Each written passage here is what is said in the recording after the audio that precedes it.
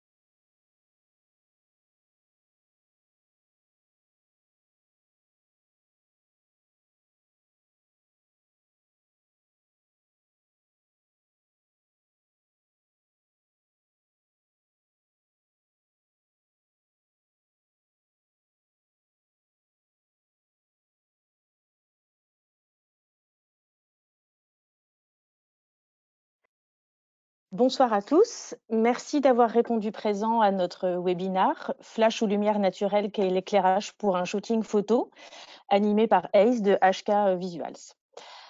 Merci à toi, Ace, d'avoir accepté une seconde fois de nous parler de ton travail et plus précisément aujourd'hui de tout ce qui concerne la lumière et son importance lors des shootings photos. Alors, je rappelle à tous que les micros sont coupés et qu'une session de questions-réponses est prévue en fin de webinaire. N'hésitez pas à envoyer vos questions dans le chat pendant la présentation, vos commentaires, vos impressions au fur et à mesure. Nous notons tout. Voilà, je vous souhaite bon webinaire à tous. Ace, je te laisse la main, c'est à toi.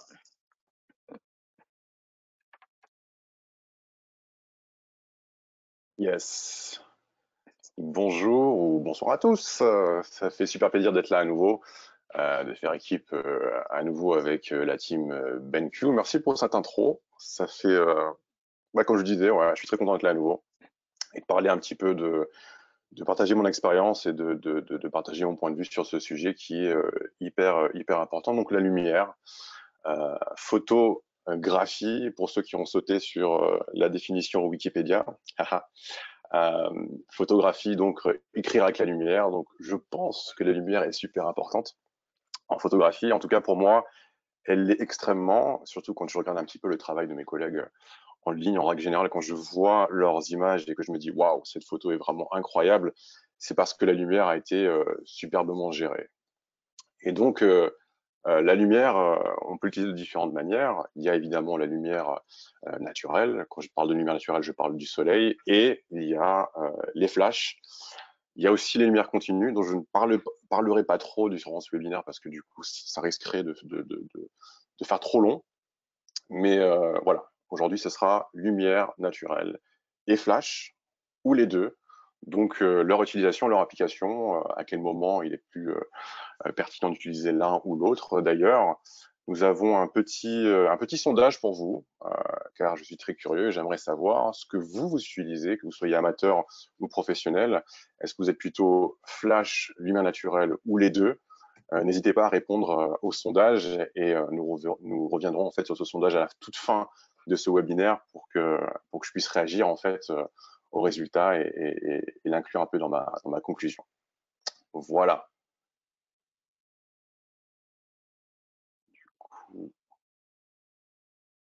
Est-ce que le sondage apparaît? Ça vient, ça vient. Ça vient. Ok, ça marche. Ça vient, ça J'avais eu vient. peur. Yes. Ça y est, le sondage est ouvert. Dites-nous tout. Super. Donc, je vous laisse quelques petites secondes pour répondre.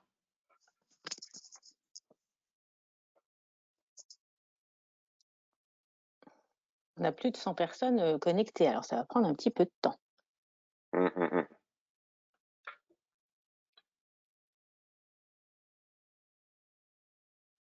pense que je peux petit à petit démarrer en même temps ou pas? Oui, oui, oui, vas-y, pas de souci. Ouais. Donc, en gros, on va commencer par le plus évident, en fait. C'est la lumière naturelle, puisque c'est la première chose avec laquelle on va travailler, surtout lorsqu'on débute. Euh, et il est évident que la lumière, en tout cas, ça peut-être paraître évident pour certains d'entre vous, que la lumière est différente en fonction du moment de la journée. Et ça, c'est quelque chose qu'on a tendance à négliger par la suite. Je me rends compte que beaucoup de gens, surtout en ligne, quand je regarde un petit peu les gens parler de leur approche et de leur photographie, on insiste vachement sur les réglages, on insiste vachement sur le matériel, etc., etc. Mais on parle très peu en fait de la qualité de lumière qu'on va utiliser et surtout lorsqu'on utilise du coup, le soleil et la lumière naturelle, à quel moment de la journée telle ou telle image a été réalisée. Par exemple, en tout début de journée, donc juste avant que le soleil apparaît en matinée, vous avez cette petite période pendant quelques minutes où vous aurez ces couleurs un peu pastel, bleu, limite turquoise et violet, où le contraste est assez léger. Et ça aura évidemment une influence en fait sur les images que vous allez créer à ce moment-là. Vous avez un petit peu la même période ou le même type de couleur, le type de rendu, juste avant que le soleil disparaisse en fin de journée. Donc ça peut être ces deux moments-là, peut être très intéressant en lumière naturelle. Moi, je travaille rarement sur ces créneaux-là parce que ce qui est compliqué, c'est qu'il faut se lever super tôt. Parfois, en plein été, c'est vers 5h, 4h, 5h du matin. Donc ça, il faut prendre en considération. Donc quand vous faites venir votre modèle et que vous dites, voilà, je veux absolument cette lumière, il faut bien l'expliquer pourquoi. Ensuite, juste après, vous avez ce que souvent on appelle le golden hour, ou l'horaire, comment ils appellent ça aussi, le magical hour. Il y a un terme un peu en anglais, je ne sais pas s'il y a une traduction directe en français, où vous avez ces couleurs un peu plus chaudes, avec un peu plus de contraste, mais du coup qui est super agréable pour la réalisation de portraits. Donc ça, c'est vraiment le lever du soleil. Et vous avez un peu la même chose, évidemment, au coucher du soleil. Et vous avez cette période qui est beaucoup moins, je dirais pas beaucoup moins intéressante, mais beaucoup plus dure à gérer, en fait.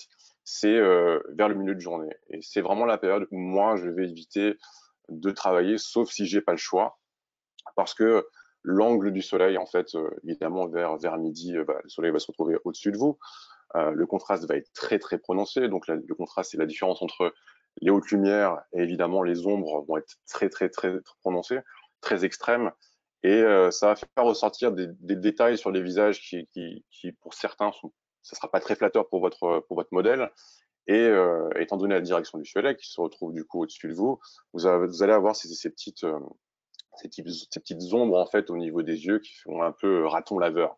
Donc en règle générale, c'est le conseil qu'on donne, c'est d'éviter un petit peu ce moment de la journée. Mais moi, je pars du principe que on peut utiliser en fait toutes ces moments de la journée-là peuvent correspondre à un certain type de rendu. C'est-à-dire qu'il y a pas mal de gens qui font de la photographie de rue et qui ne s'embêtent pas en fait avec ces moments de la journée, qui peuvent photographier à n'importe quel moment de la journée en fait. Il y a des personnes qui aiment cette lumière extrêmement dure sur leur sujet et donc qui vont s'adapter à cette lumière en fonction de la direction. Ils vont faire poser leur modèle différemment. Je vais vous montrer quelques exemples de photos que j'ai pu réaliser où justement j'ai travaillé avec ces différents moments et je vais vous expliquer en vous montrant les images pourquoi j'ai réalisé ces images-là à ce moment-là. Donc, on va partir de suite avec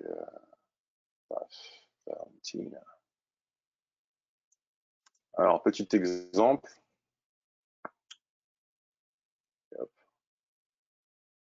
Alors là, par exemple, vous avez une image qui a été réalisée à Rome. Vous pouvez voir le soleil en haut à gauche, évidemment, en plus qui s'introduit directement dans mon objectif. Donc ça, c'était un effet qui était voulu. Je suis presque, allez, on peut dire que je suis à contre-jour, ce qui donne cette espèce de je trouve plus le terme en français, edge light, sur le côté en fait du modèle. Désolé, des fois j'ai du mal un petit peu à trouver certains mots, donc je risque de basculer vers l'anglais. Et donc il souligne un petit peu le côté gauche de la modèle. J'ai un autre exemple à vous montrer qui a été fait durant la même session. À nouveau, cette fois-ci, j'ai fait en sorte à ce que la lumière rentre moins dans l'objectif. C'est un effet qui peut être désiré, mais aussi qui peut être évité. Certaines personnes détestent ce genre de choses. Moi, ça dépend de l'effet, du type d'image que je réalise. Là, j'avais envie d'avoir cet effet-là. Là, je l'ai amoindri, entre guillemets. Et d'ailleurs, pour la réalisation de ces images, j'ai une petite vidéo pour vous montrer un petit peu dans quelles conditions on a réalisé cela.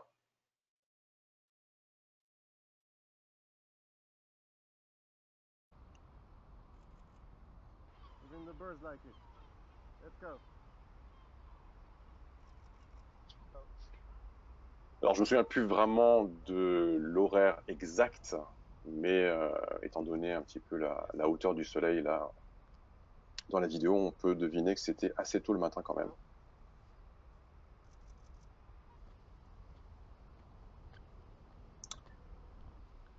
Vous voyez aussi la longueur des ombres au sol. Donc là, on a sauté sur l'occasion pour jouer avec ces ombres. Donc j'avais l'impression presque de photographier une enfant parce qu'elle s'amusait énormément à faire ses formes au sol.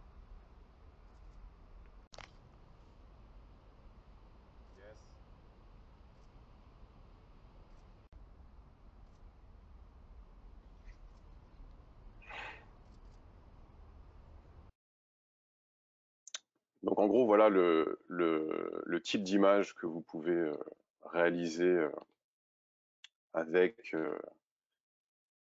avec la lumière tôt le matin.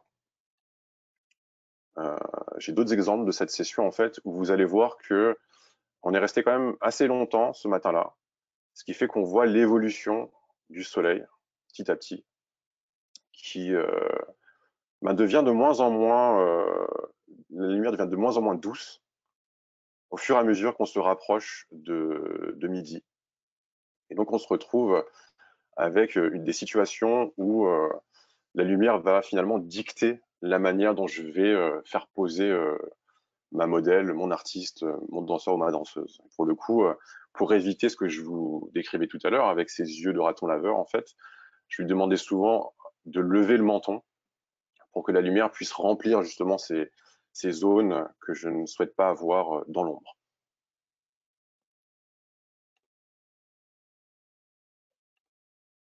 J'ai un autre exemple ici en plus proche.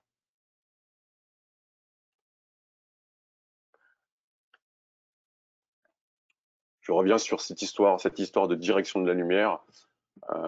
Les ombres donnent du relief à vos images. Donc là, j'ai fait en sorte à ce qu'il y ait cette partie du visage qui soit dans l'ombre pour donner un peu plus de dimension en fait, de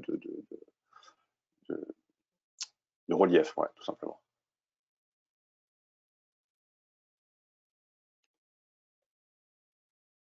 Et là, on arrive sur quasiment midi en fait, et on voit très clairement que le contraste est de plus en plus prononcé, notamment le bâtiment à l'arrière, qui pour le coup a dû être les ombres ont dû être débouchées en post-prod puisque c'était beaucoup trop sombre pour moi.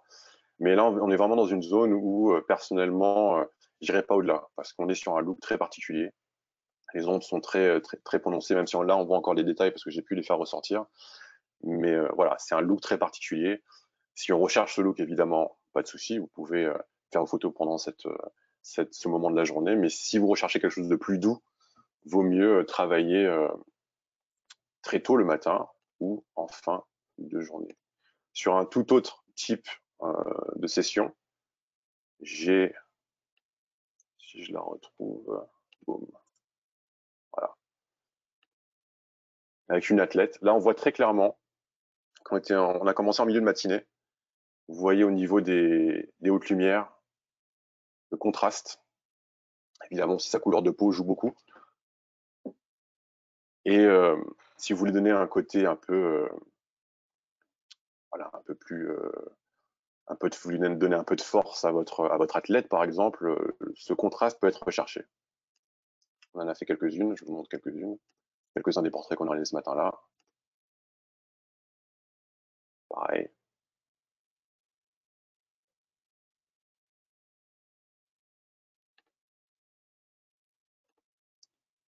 On va mettre.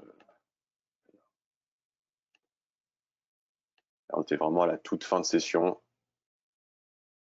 Et en règle générale, je le vois en fait dans l'objectif. Je commence à prendre les photos et je me rends compte que on approche à un moment de la journée où ça va être de plus en plus compliqué pour moi de gérer la lumière.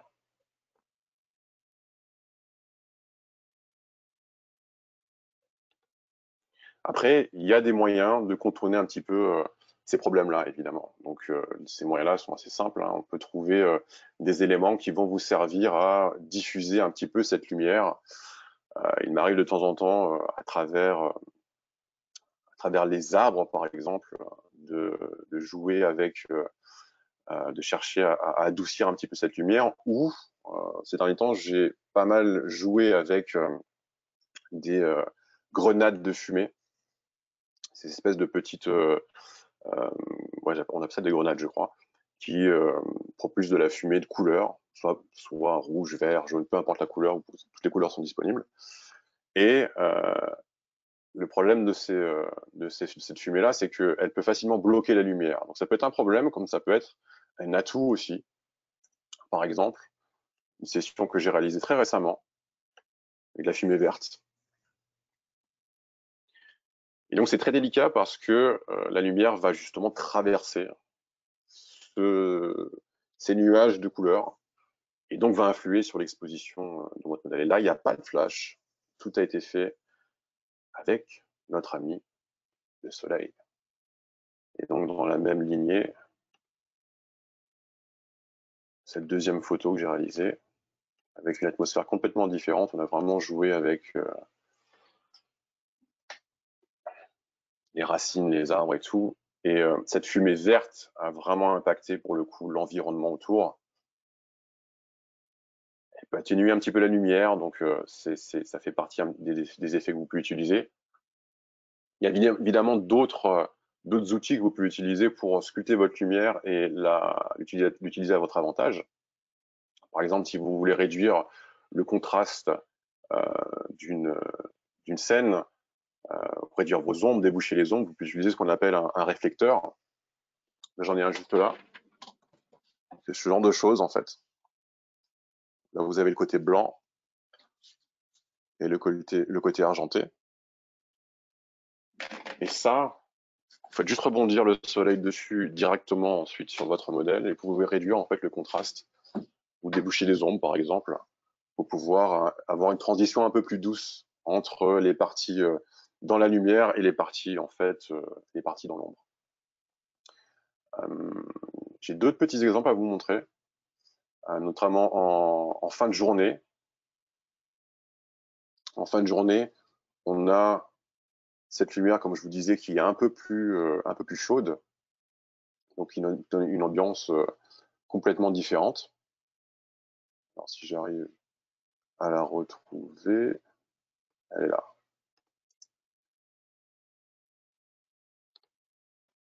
Ace, j'ai 2 questions entre-temps.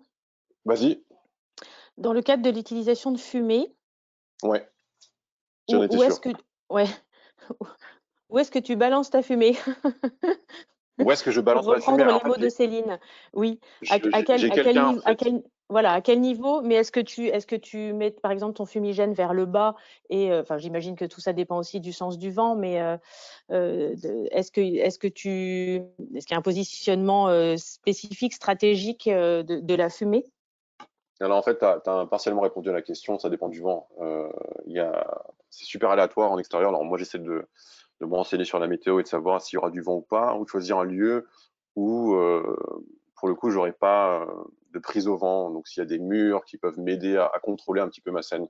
Parce que c'est de la fumée qui, elle fait ce qu'elle veut, en fait. Donc, vous pouvez vite en gaspiller sur un shoot parce que vous n'aurez pas, en tout cas, c'est mon cas, j'ai pas mal de prises parce que je veux vraiment essayer de faire en sorte d'avoir la photo dont je rêve, que j'imagine en tête dessus, enfin, directement sur place. Et c'est très compliqué à voir. Et donc, en fonction du vent, je vais commencer par la placer derrière au départ. Je vais essayer d'éviter de la faire passer devant la modèle. Mais parfois, on a parfois on a malheureusement des passages où la fumée bloque complètement la vue. Parfois, vous avez des accidents, j'ai envie de dire, heureux, où ça passe légèrement devant la modèle et ça vous fait, vous avez l'impression que la modèle sort de la fumée, un peu comme la photo que je vous ai montrée tout à l'heure, en fait.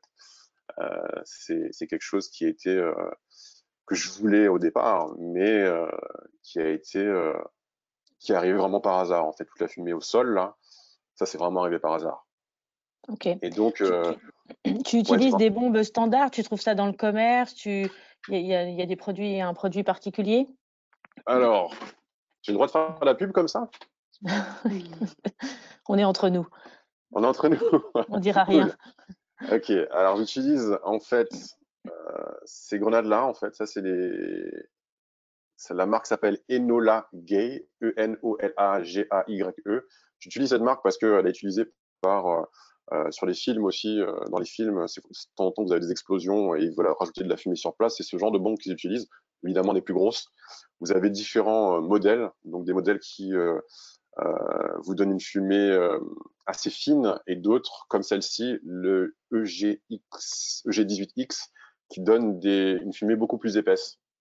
Donc après, ça dépend du rendu que vous souhaitez avoir, sachant que plus la fumée est épaisse, moins vous avez de temps en fait pour réaliser votre photo parce que ça dure, c'est très court en fait. Une grenade, des fois c'est 30-45 secondes et pour d'autres c'est 90 secondes à peu près. Donc vous avez max 90 secondes pour faire votre photo et là il faudra en sortir une autre ou bien en faire plusieurs d'un coup. Ok. Voilà. Merci. Alors, je reviens sur le réflecteur Dis-moi. dont tu as parlé juste après.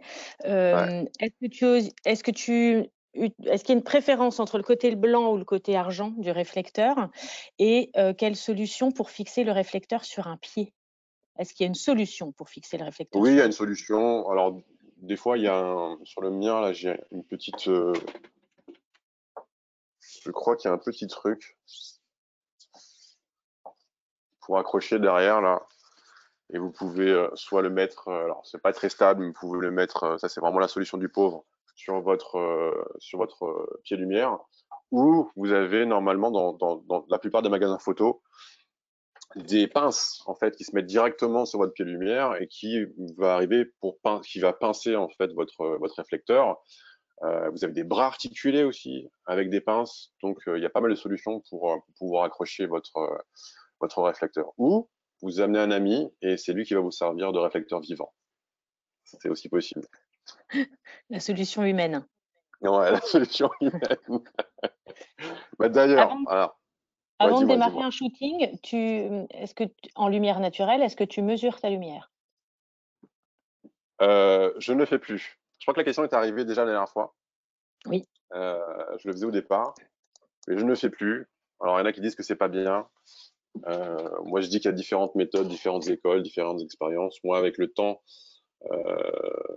voilà, j'ai certaines connaissances qui me permettent d'arriver assez rapidement à l'exposition que je souhaite avoir sans avoir à utiliser voilà, d'outils pour ça, en fait. Ok. Et enfin, une dernière question pour des photos en début, fin de journée très contrastées. Ben voilà, je recommence. Pour des photos en Ouais. début, fin de journée très contrastées, utilises-tu l'histogramme et est-il plutôt à gauche ou à droite pour anticiper la post-prod? Il est à gauche. Il est à gauche. Euh, alors, j'essaie quand même de maintenir un maximum de détails. Donc, il faut absolument pas que ça touche le bord, évidemment, que ce soit dans un sens ou dans l'autre. Donc, la petite bosse va se retrouver à gauche. Et, euh, et voilà. D'ailleurs, ben, c'est ce que je voulais montrer tout à l'heure. Justement, on parlait de lumière en fin de journée. Ça c'est juste avant le coucher de soleil. Donc, on voit bien la qualité de la lumière. Donc, si vous chercherez ce côté, j'en parlais tout à l'heure, un peu orangé, un peu plus chaud, un peu plus doux, et ben, vous pouvez faire ces photos à ce moment-là pour avoir ce type de résultat. On va passer en plein écran. Et, euh, et je parlais de l'heure bleue, le fameux blue hour. Je ne sais pas s'il y a une traduction. Alors moi, je traduis littéralement.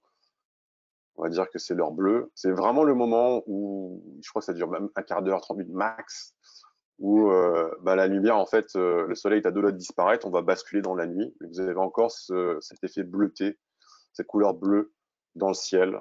Donc là, voici une des photos que j'ai faites à Toulouse,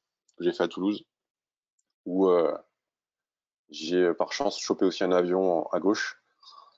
Et on a utilisé évidemment la lumière de ce lampadaire pour éclairer la modèle. Donc, bah, même principe en fait, l'éclairage du lampadaire venant d'au-dessus. Je parlais du soleil tout à l'heure, s'il est passé au-dessus, il fallait donc intelligemment placer sa modèle, en tout cas la faire poser d'une certaine manière. Bah, je lui ai dit de lever la tête pour justement pas voir ces ombres bizarres sur le visage. Et là, dans le ciel, vous voyez bien donc cette couleur un peu bleue. Je pense qu'on est à 5 minutes de la nuit là, lorsqu'on a réalisé cette photo. Ok. Merci. Alors, il y a eu d'autres questions, je les note et puis on y reviendra tout à l'heure. Je te laisse continuer. Donc, les inconvénients. J'ai déjà un peu parlé des inconvénients là, en fait, de travailler en lumière naturelle, mais je pense que ça paraît un peu évident pour tout le monde. C'est les intempéries, la météo, en fait. On parlait tout à l'heure des fumigènes, de la fumée de couleur, et donc du fait de regarder un petit peu la météo, du vent, etc., etc. Bah, c'est un truc à prendre en compte, en fait. Et ça devient très pénible au fur et à mesure qu'on se professionnalise, puisque eh ben, les clients n'en tiennent pas forcément compte. Ils ne pensent pas, malheureusement, à justement à la qualité de la lumière et au fait que quand il y a un petit peu de nuage ou quand il y a du vent, ça peut avoir un effet parfois dramatique sur le shoot. Lorsqu'il pleut, évidemment, si vous n'avez pas le matériel pour, c'est un peu râpé si vous êtes en extérieur. Et donc c'est quand même quelque chose d'important à prendre en considération. Parfois, on a des accidents, on va dire, je parlais tout à l'heure d'accidents heureux. Alors quand je parle d'accidents heureux, c'est quelque chose que vous n'avez pas prévu.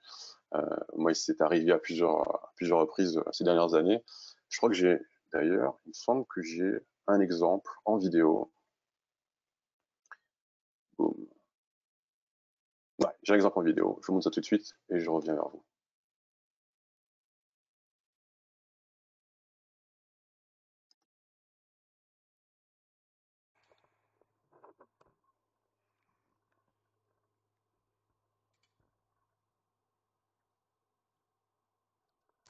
Donc en gros, ce jour-là, il a plu. Voilà. On n'avait pas prévu la pluie. On n'avait pas prévu ce spot. Pas du tout d'ailleurs. On devait travailler en extérieur, mais pas du tout à cet endroit-là. Et on a trouvé cet endroit-là par hasard sur notre chemin du retour. On est en train de rentrer. Et par la fenêtre, je vois cette espèce de petit canal. Et je lui ai posé la question, voilà, est-ce que ça te dérange de mettre ton haltère dans la flotte? Et elle m'a dit, non, allons-y. Et donc, ça a donné, évidemment, ces photos-là.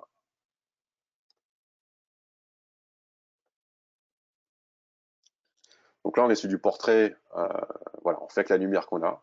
Donc on voit un petit peu les gouttes au sol. Malheureusement, la pluie n'était pas assez, comment dire, assez violente pour qu'on puisse voir les gouttes d'eau autour d'elle, mais il pleuvait bien ce jour-là. Il y a évidemment cette photo que vous avez vue en vidéo.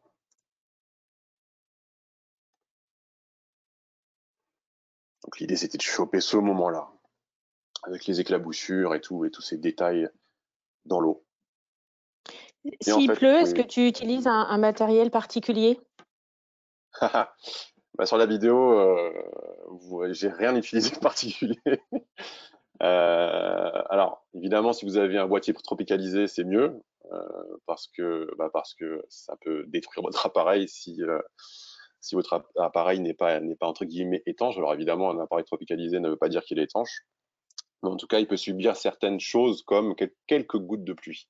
À un moment donné, quand il pleut trop, il vaut mieux rentrer chez soi. Ou à ce moment-là, si vous avez un parapluie, ou si vous avez, il y en a qui utilisent des sacs plastiques, vous pouvez couvrir votre matériel avec ça. Mais voilà, faites attention, faites pas n'importe quoi avec votre matos.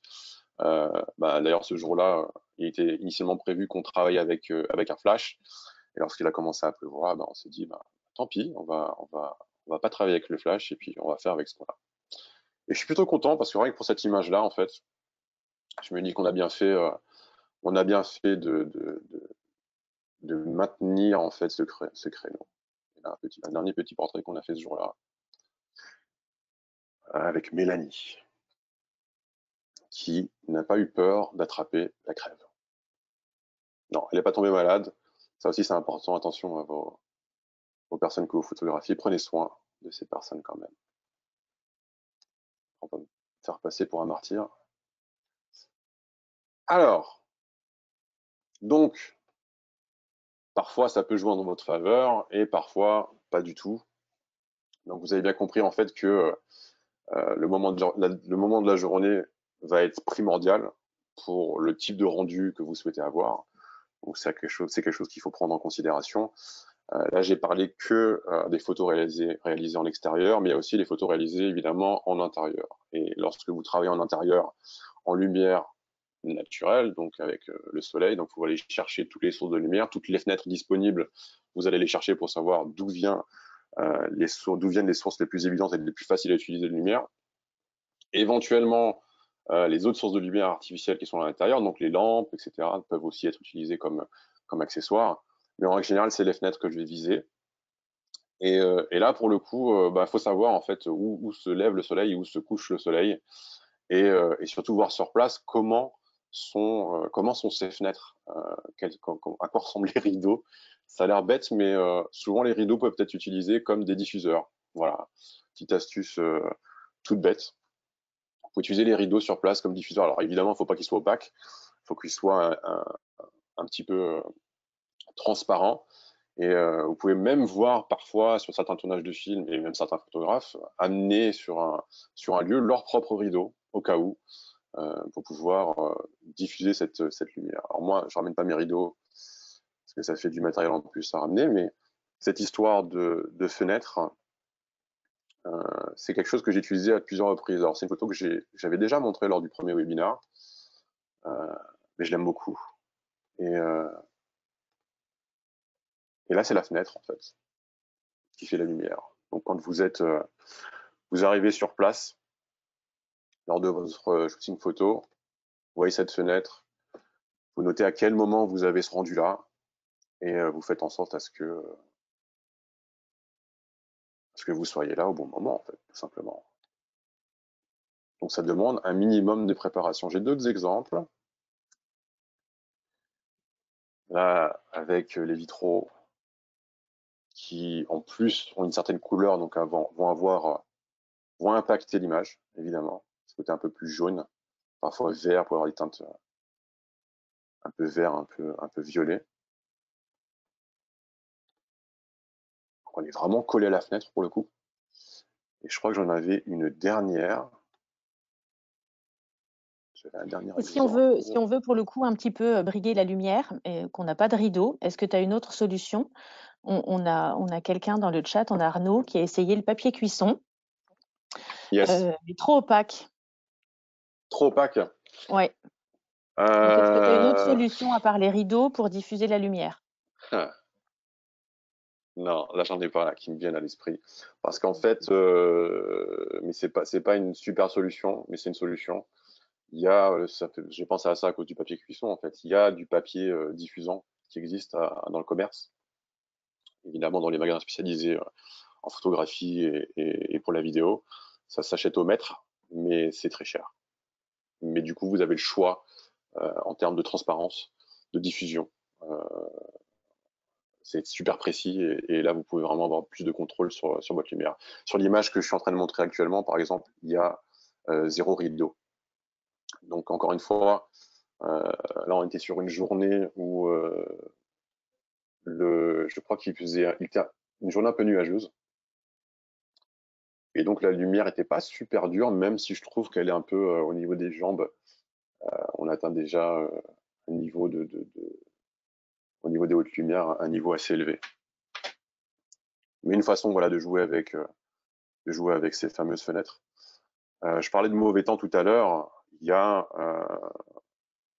un moment enfin, c'est pas un moment dans la journée, mais en fonction de la météo, en fait, euh, parfois avoir un ciel nuageux peut vous aider, puisque lorsque c'est en pleine journée, un ciel nuageux va vous donner justement, va servir de diffuseur pour la lumière et va vous donner une lumière plus douce. Et ça a été le cas en fait sur ce shooting-là, pareil. C'était pas prévu de shooter comme ça, mais on a eu des images assez sympas. C'est à Lyon. Et voilà, on avait un ciel couvert. Il a plu juste après.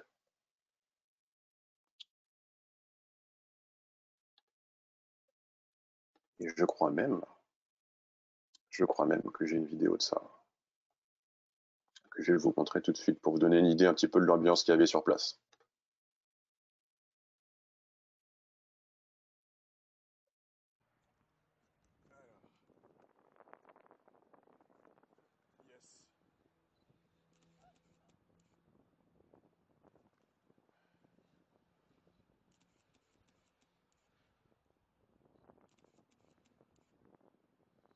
Donc le vent aide aussi, hein. J'ai fait tourner ma danseuse de ce côté-là, en fait, visage et corps côté droit, parce que la lumière venait de ce côté-là.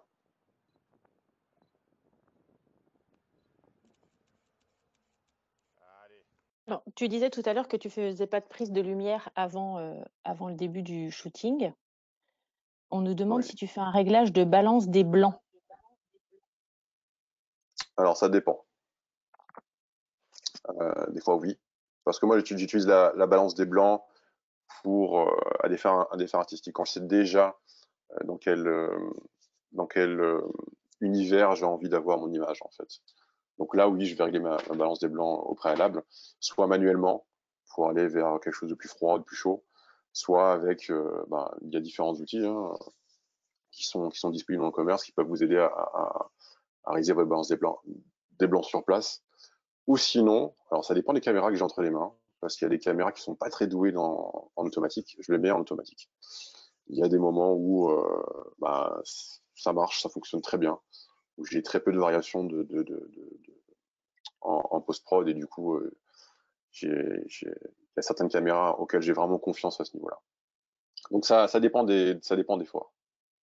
Pour Il n'y a ta pas de photo à règle. Lyon, est-ce que tu te souviens des réglages que tu as utilisés? Parce que ta photo est presque entièrement nette. Non, je m'en souviens pas. Alors, elle est presque entièrement nette. Sûrement, je dois être au-dessus de 1 500e. En règle générale, quand vraiment je veux avoir figé ce type de robe, d'éléments qui vraiment va bouger très rapidement devant mon objectif, je vais être dans ces eaux-là ou plus haut. Mais du coup, ça va réduire la quantité de lumière qui va rentrer, donc on aura monter en ISO pour compenser, malheureusement. Ou, voilà, shooter à pleine ouverture.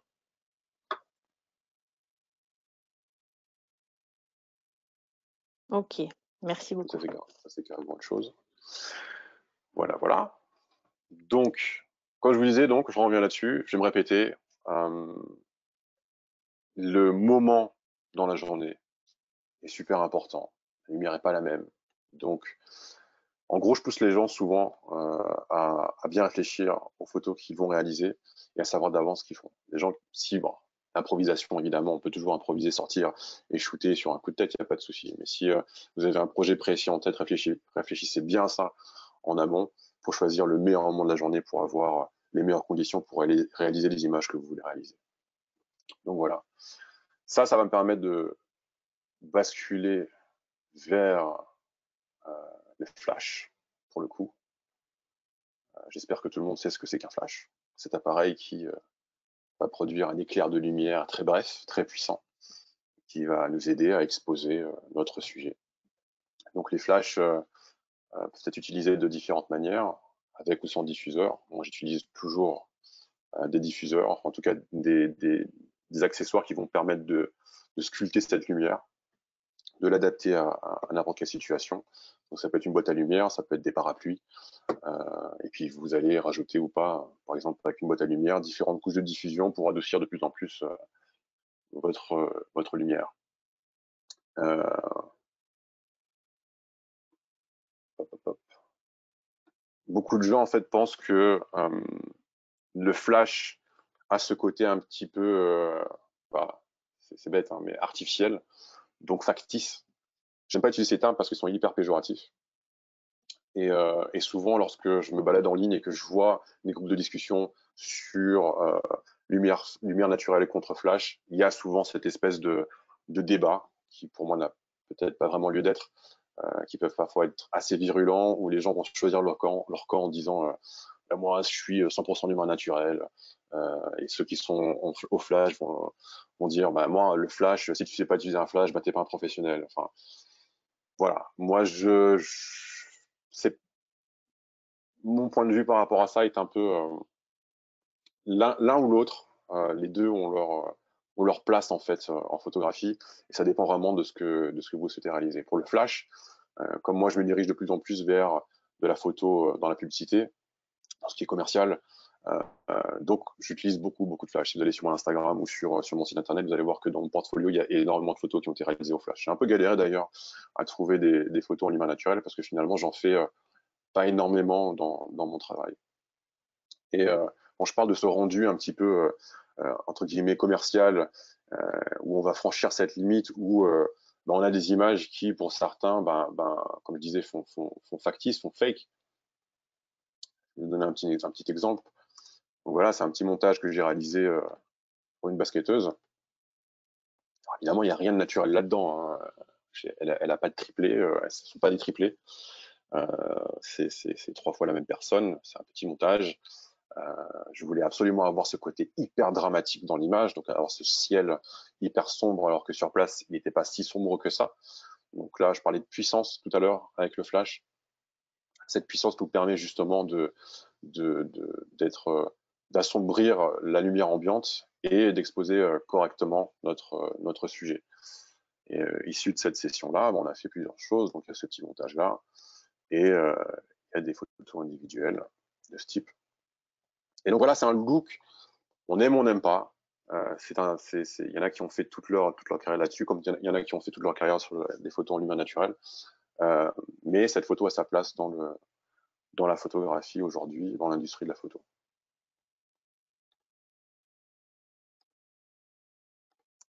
Deuxième, troisième, pardon. Donc là, j'utilise deux flashs, hein, un sur le côté et un à droite. Vous pouvez le voir, en fait, tout simplement avec les ombres au sol. Alors ça, c'est un conseil que je donne souvent à ceux qui débutent. Lorsque vous regardez les images entre guillemets, de vos idoles, enfin des gens dont vous aimez le travail, regardez systématiquement les ombres sur le visage, pour deviner un petit peu où est placée la lumière, où sont placés les flashs. Ça va vous aider énormément ensuite à créer vos propres images pour soit recréer le même look, soit partir de ce look-là et créer le vôtre. Et là, un portrait directement, avec le petit reflet dans les yeux, super important, pour attirer le regard vers ses yeux, derrière. Vers ses yeux. Katharina, ancienne basketteuse au Havre, et donc que j'ai photographié au Havre. Est-ce que tu peux nous dire quel modèle de flash, quelle puissance? On demande studio ou Cobra, Cobra direct déporté. Alors, il y en a qui vont sauter au plafond, mais j'utilise du matériel Broncolor. Là, pour tous les shoots que je fais, c'est les Cyros L, et c'est du 800 watts. Alors, avant que tout le monde pleure, parce que c'est des flashs super, super chers, je sais que c'est pas à la portée de tout le monde. Beaucoup des photos que je vous montre là avec flash sont réalisables avec des flashs beaucoup moins puissants. Oui, ils sont déportés, ils sont télécommandés. J'ai une télécommande qui est placée sur ma caméra. Et voilà, je crois que j'ai tout dit. Oui, donc vous pouvez avoir les mêmes résultats, alors ça dépend. Hein. Lorsque vous voulez vraiment assombrir le ciel, ou si vous shootez par exemple en pleine journée et que vous voulez combattre un petit peu le soleil, ça va être très compliqué avec un flash Cobra, évidemment. Donc moi j'ai pris des flashs aussi puissants justement pour pouvoir utiliser cette lumière-là dans n'importe quelle circonstance, à n'importe quel moment de la journée, justement pour pallier à ce problème dont je parlais tout à l'heure.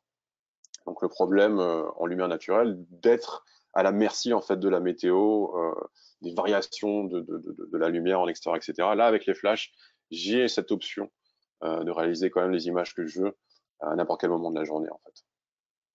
J'espère que Tu j'ai utilises le répondu à la flash question. mètre ou pas du tout? Non.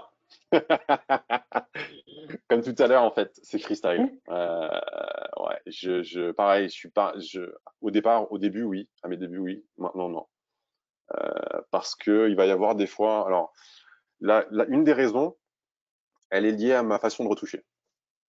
Parce que parfois, j'ai besoin de sous-exposer mon image. Et donc, j'arrive plus facilement à cette zone dans laquelle je dois être, parce que je pense déjà à la retouche, sans avoir à utiliser un flash mètre. Mais c'est moi, hein, je suis pas forcément un exemple à ce niveau-là. S'il y en a qui sont plus à l'aise avec un flash mètre parce qu'ils veulent être hyper précis, je leur conseille d'en acheter un et d'utiliser un flash mètre. Il y a pas de bonne et mauvaise manière de faire. Tout à l'heure, je parlais un petit peu d'utiliser un réflecteur et on a parlé de papier cuisson là pour diffuser la lumière. J'avais utilisé sur ce shoot là, par exemple, là, c'est une image avant post-prod. Vous voyez mon assistante en fait qui tient euh, un morceau de mon flash qui est une couche supplémentaire de diffusion normalement, mais qui est assez opaque et qui me permet en fait, lorsque le flash est enclenché, d'éclairer un peu plus en fait le visage de mon athlète ici. En fait, là vous la voyez, elle est vraiment dans l'ombre. Et je voulais juste avoir un peu plus de détails sur son visage. Et vous avez l'après, vous voyez, elle est un poil plus éclairée. Et ça m'a permis de la voir un peu plus, en fait, de savoir qu'on puisse au moins la reconnaître. Donc c'est une technique qui est utilisable donc avec le soleil et avec un flash, évidemment. Évidemment.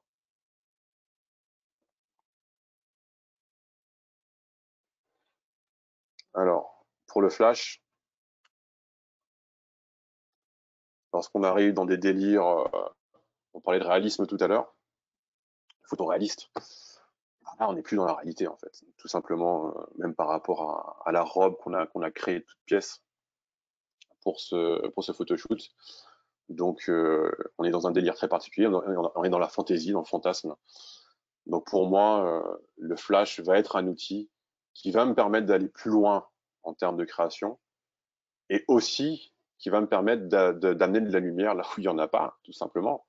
Et comme je travaille beaucoup en intérieur, alors soit on est dans un délire où on va absolument faire un look hyper naturel et donc on va essayer de regarder un petit peu les sources de lumière dans la pièce dans laquelle on est et se dire, bon, tiens, imaginons que le soleil tape très fort aujourd'hui, qu'il traverse la fenêtre, mais là malheureusement la journée d'aujourd'hui elle est nuageuse où il y a très peu de lumière. Ben, vous faites passer votre flash par la fenêtre et vous pouvez faire en sorte, enfin en tout cas faire croire à votre public ou à ceux à qui vous allez montrer votre image que vous avez eu une super journée ce jour-là et que le soleil a brillé et a traversé la fenêtre. C'est une idée. C'est une technique de toute façon qui est utilisée énormément au cinéma.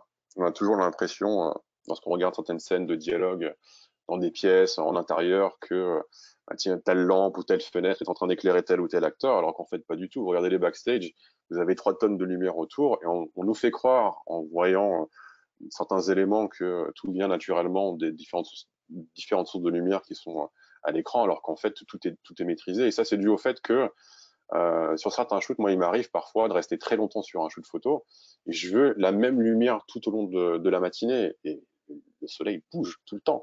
Donc si vous utilisez la lumière provenant de votre fenêtre, c'est pas possible, vous allez vous arracher les cheveux.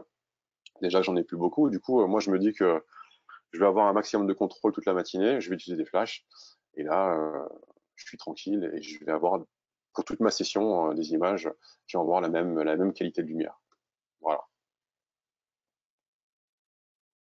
L'effet de lumière aussi, flash, donne ce côté un peu scène, entre guillemets.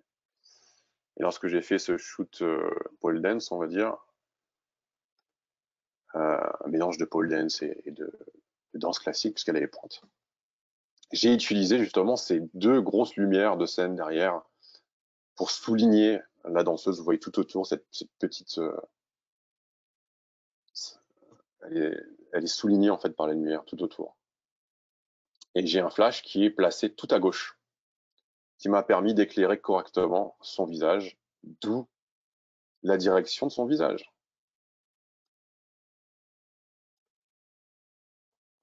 Voilà. Que dire? Que dire? Tu peux utiliser combien de flash? Tu en utilises plusieurs je sais pas, en même temps ou... Ouais. Alors j'essaye. Là, je suis dans une période où j'essaie d'en utiliser le moins possible. Parce que je bouge beaucoup et c'est très pénible d'emmener 3 tonnes de matériel. Donc, je suis dans une période un petit peu où j'ai envie d'emmener le moins de matos possible. Mais en règle générale, j'utilise 2 flashs systématiquement. En tout cas, jusqu'à il n'y a pas si longtemps que ça. J'avais 2 flashs. L'autre avantage, ça j'en ai pas parlé, du flash, c'est que justement, vous avez la possibilité, contrairement à la lumière naturelle, de créer vos propres ambiances finalement. Et des ambiances qui sont très spécifiques. Le côté hyper dramatique dans un lieu, là c'est à Bordeaux, si je dis pas de bêtises, c'est ça. Et tout part de derrière en fait. Les flashs sont cachés, il y en a 2, sont cachés par les piliers à gauche et à droite. Quel ratio tu as entre tes flashs? Alors ça dépend pour le. Alors on parlait de flash mètre tout à l'heure. En règle générale, ma base c'est 2 contre 1. Donc il y a un flash qui va être 2 fois plus puissant que l'autre. Donc en fonction du rendu, soit celui qui est plus puissant va être mon ma lumière principale, soit à l'inverse, si j'ai envie d'avoir mon sujet dans l'ombre, bah, ça va être l'inverse tout simplement. Et je pars de là en fait, et si je veux réduire la quantité de contraste en fonction de mon humeur du jour, je vais réduire la différence de puissance. En règle générale, si je pars sur du 2 contre 1, je vais pas l'accentuer mais la réduire parce que après une image trop contrastée, elle est plus compliquée à gérer en post-prod. Petite dernière avant de passer à la suite. Là, j'ai utilisé, il y avait une espèce de remise dans ce lieu, et je trouvais ça marrant de faire croire que la lumière venait de quelque part à l'intérieur de cette remise-là. Et donc, j'ai mis mon flash à l'intérieur, et j'ai demandé du coup à la modèle de regarder directement cette fenêtre. Et ça, c'est exactement ce que je vous disais tout à l'heure, en fait. Là, c'est dans une remise, mais vous pouvez le faire, donc évidemment, faites attention à votre flash, ne vous le faites pas voler si vous le mettez à l'extérieur du bâtiment.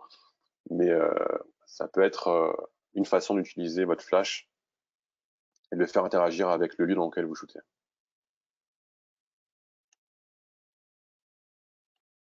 Voilà un petit peu dans les grandes lignes. Voilà, voilà. J'ai quelques petites vidéos. Je crois que j'ai parti un petit peu dans tous les sens et du coup j'ai oublié des trucs. Ah oui, tout à fait. Ah oui, voilà, c'est ça. Point super important. Du coup, petit à petit, là, on va basculer vers l'utilisation des deux. Donc flash plus format naturel. Mais avant d'arriver là, j'ai une petite vidéo à vous montrer. Je vous en parle tout de suite après.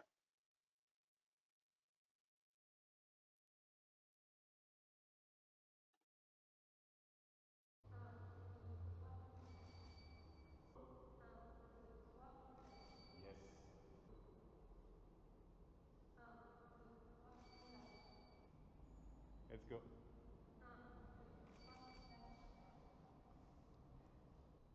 One, two, go.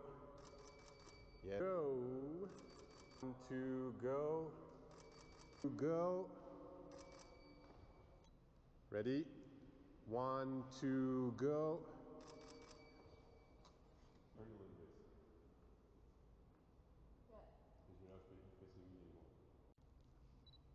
One, two, three.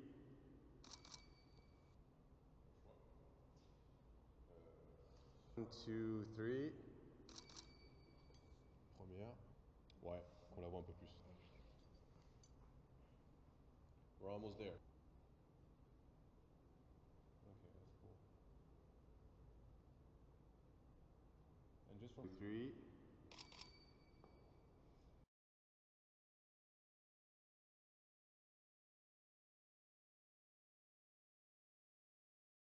Voilà, voilà. Et du coup, ça, c'est le parfait exemple du cauchemar, en fait, puisque vous vous retrouvez dans une situation où vous avez énormément de sources de lumière différentes, ce qui fait que très compliqué à gérer comme situation. Alors, j'ai failli jeter, en fait, les... Est-ce qu'elles sont là? Parce que j'ai l'impression que... Voilà, elles sont là. Les résultats, le résultat de ce shoot.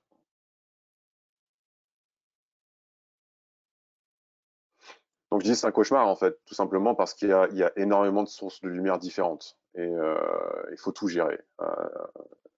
N'importe quel type, tous les types de lumière présentes sur place peuvent polluer votre scène et donc avoir un impact sur le rendu final. Peut-être vous-même vous poser des problèmes en post-prod parce qu'il y aura des, surtout sur la peau. Moi c'est quelque chose que sur laquelle je suis très regardant, c'est le rendu de la peau et je fais très attention dans ce type de lieu à regarder un petit peu les lumières et comment ces lumières vont interagir avec le modèle, le ou la modèle. Je ne sais plus comment on dit d'ailleurs. Voilà. Et vous avez vu dans la vidéo, on s'y prend à plusieurs reprises. Encore une fois, j'essaye de réaliser mes images sur place pour essayer d'éviter d'avoir un maximum de travail, trop de travail en post-prod. Et après, il y a aussi l'exigence de la danseuse, puisque elles sont très regardantes sur la technique.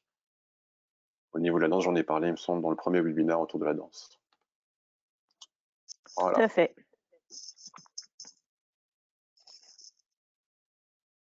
Et donc Tu ça me utilises une permet charte de d'enchaîner. couleurs, du coup? Ouais. Alors, moi, les couleurs, comment je gère les couleurs, en fait, c'est... Alors, je sais pas si c'est ça dont parle la personne. C'est une question qui est posée dans le chat, ça, hein. Oui, Ok, tout à ok. fait. Ouais.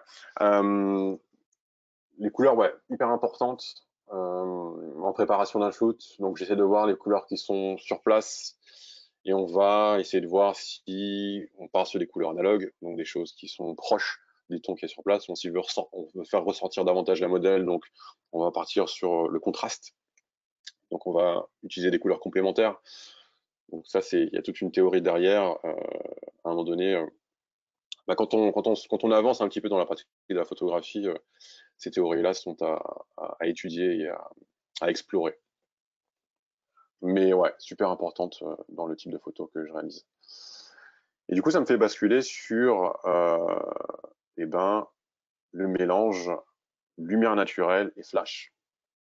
Le meilleur des deux mondes, en fait. Ça, c'est peut-être ce que moi, j'affectionne le plus parce que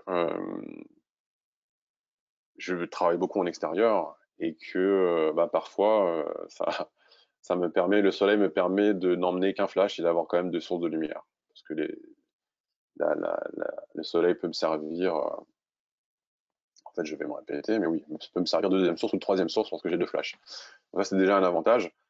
On va tout de suite vous montrer un exemple. Pop, pop. Il me semble avoir une petite vidéo à montrer. Ah oui, c'est la vidéo qui n'est pas enregistrée. On revient en arrière, c'est celle-ci. Je vous montre ça et je reviens tout de suite après.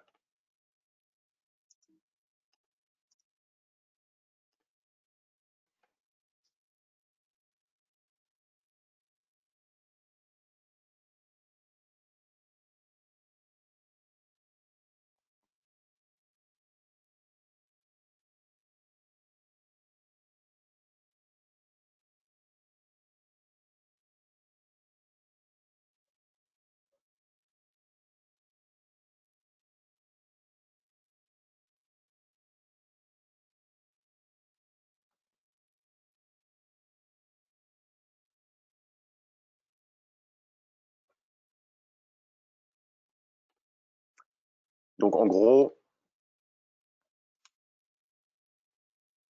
là on parlait tout à l'heure de moments de la journée en fait où qui était super important pour la lumière, pour vos photos, etc., etc.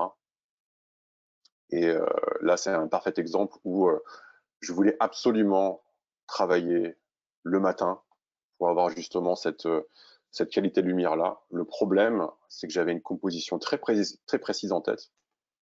Cette composition-là, voilà, où vous avez cette fontaine à Bordeaux, donc proche du miroir d'eau, que je voulais absolument avoir au centre. Et en arrivant sur place, malheureusement, le soleil donnait une lumière très plate, en fait, puisqu'elle arrivait de face. Et l'avantage de shooter en déporté, donc d'avoir votre flash sur le côté, en tout cas de placer votre flash où vous voulez, c'est que vous pouvez du coup avoir une meilleure gestion des ombres et de la direction de la lumière. Et vous pouvez voir par rapport à l'ombre au sol que je suis parti légèrement de biais, justement pour avoir sur le visage, le côté gauche du visage, cette ombre, pour donner un peu plus de profondeur, un peu plus de relief. Et donc ça aurait été impossible sans flash. Et j'en ai profité justement, comme j'utilise un flash, pour monter un tout petit poil l'exposition, pour la faire ressentir par rapport au décor. Donc ça, c'est un petit peu la configuration que j'utilise très souvent sur mes images en extérieur, ce mélange un petit peu du bon moment de la journée pour avoir cette lumière ambiante très particulière par rapport au moment que j'ai choisi, plus le flash qui va me permettre justement d'avoir la direction de la lumière que je souhaite sur mon modèle. Vous avez vu dans la vidéo qu'il y en avait plusieurs. Je vais vous montrer les différents résultats.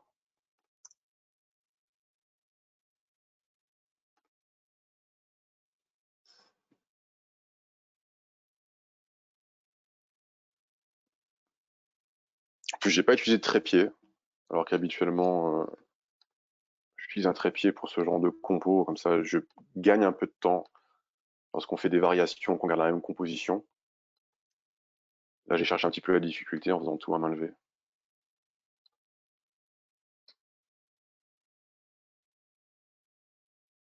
Tu as une procédure pour mixer les deux, lumière naturelle et flash?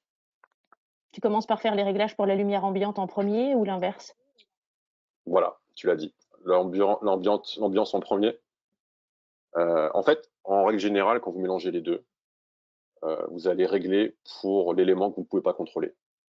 Voilà, parce que je ne peux pas changer l'intensité de la lumière, l'intensité du soleil. Donc je commence par l'élément que je ne peux pas absolument pas maîtriser. Ça peut être le soleil, ça peut être autre chose en fait. Quelque chose qui, dans votre scène, vous ne pouvez pas maîtriser. Donc vous allez tout construire autour de cet élément-là. Ensuite, vous rajoutez les éléments que vous pouvez maîtriser en termes de puissance, en termes de couleur, parce que vous pouvez effectivement vous amuser à mettre des gélatines pour changer la température de vos couleurs, de votre flash, pardon, et donc avoir une couleur particulière sur votre modèle. Alors, il me semble que j'avais d'autres exemples de ce type. Hop, hop, hop. C'est pas ça. C'est pas ça.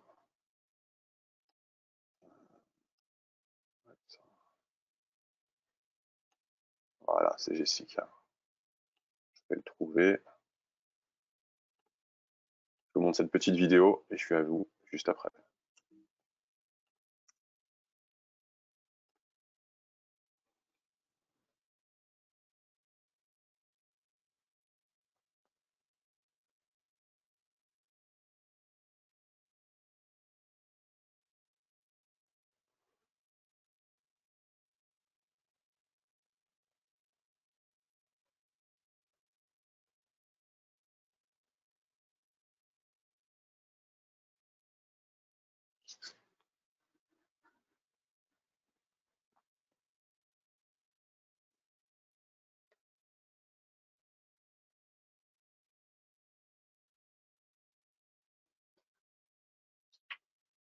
Alors, là, c'est vraiment l'exemple typique où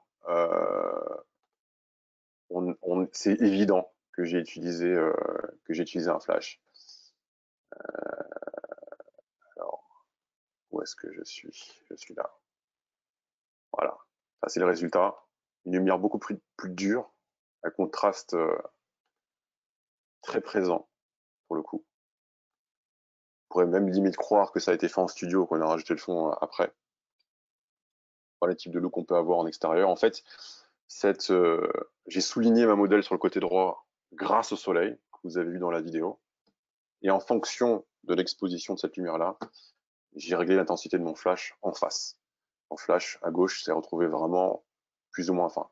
On va dire dans l'alignement du soleil, pour avoir cet effet-là et d'avoir cette ombre, en fait, sur le visage et sur le corps qui est côté caméra. Encore une fois, l'ombre pour donner un peu plus de dimension à votre modèle. Là, j'ai deux photos. Le deuxième, c'est plutôt le dos. Vous pouvez voir à nouveau la direction de la lumière, les ombres. Voilà. Il m'est déjà arrivé qu'on me demande si cette photo était fausse, pas celle-ci, mais d'autres. Des fois, on a l'impression que j'ai fait ça sur un fond vert ou je ne sais quoi, mais en fait, non, tout est fait sur place. Un autre exemple, une image que j'aime beaucoup, que j'ai réalisée vraiment à la toute dernière minute, à la fin d'un shoot à Antibes. Et là, on est cette fameuse heure bleue. Enfin, on est à mi-chemin en fait. Golden hour. Où le ciel est encore un peu orangé, le ciel devient bleu. On voit le coucher à droite. Et à gauche, c'est contrebalancé avec un flash. Et ouais, c'était très compliqué parce qu'on est arrivé, j'ai vu la lumière, je me suis dit, tiens, j'ai envie de faire un truc là. On a eu de la chance parce qu'il n'y avait personne autour. Et on a eu 4-5 tentatives jusqu'à ce qu'on ait cette forme avec la robe. Et quand on était content, une fois qu'on était tous les deux contents du résultat, et ben, ça me rentre à la maison. Des moments très furtifs du coup.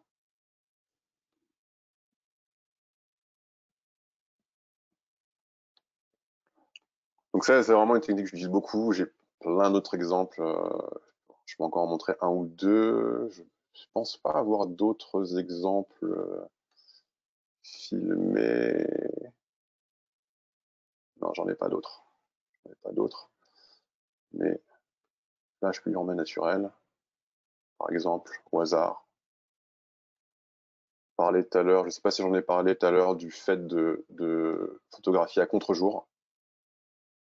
Alors, il y a deux effets qui peuvent être possibles lorsque vous shootez à contre-jour. Soit vraiment vous embrassez la situation et vous dites bah, allons-y, contre-jour, j'expose pour le ciel et je fais une silhouette avec mon modèle. Ou alors, c'est là que les 800 watts de mon flash servent, puisque là, la quantité de lumière que je reçois en face est quand même assez importante. Pour contrebalancer et réaliser ce type d'image, il faut quand même un flash assez puissant pour exposer correctement votre sujet.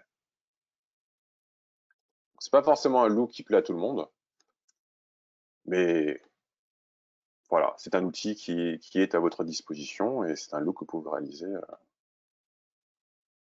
Pareil, le soleil arrive à droite, si je me souviens bien, et mon flash arrive en face.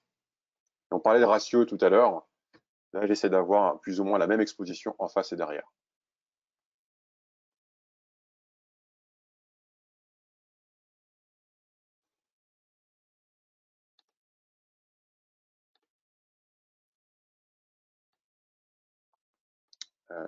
Ah oui, il y avait ça. Il y avait ça. Ça peut être sympa. Alors attendez. Est-ce qu'elle est là? J'ai une petite vidéo pour vous encore et je pense qu'on aura fait plus ou moins le tour. Ça va être sympa aussi. Sur une jambe.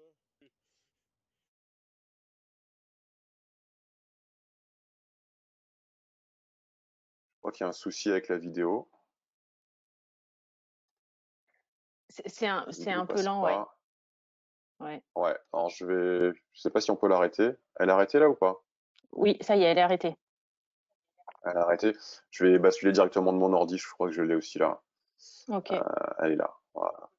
C'est parti.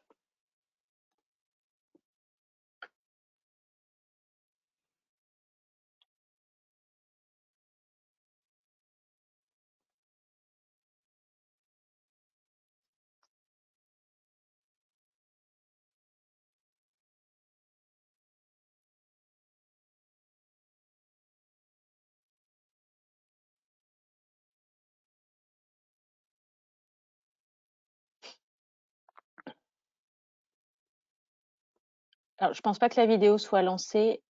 À mon avis, Ace est en Ah, train de régler tout ça. On voit pas, en tout cas. pardon. Il fallait peut-être sélectionner l'autre web. Voilà. Ouais, Ça y est, c'est sans moi, coup. j'ai fait des C'est bêtises. bon, ça Je se lance. suis Non, non, désolé. t'inquiète pas, t'inquiète pas. Les C'est aléas parti. du direct.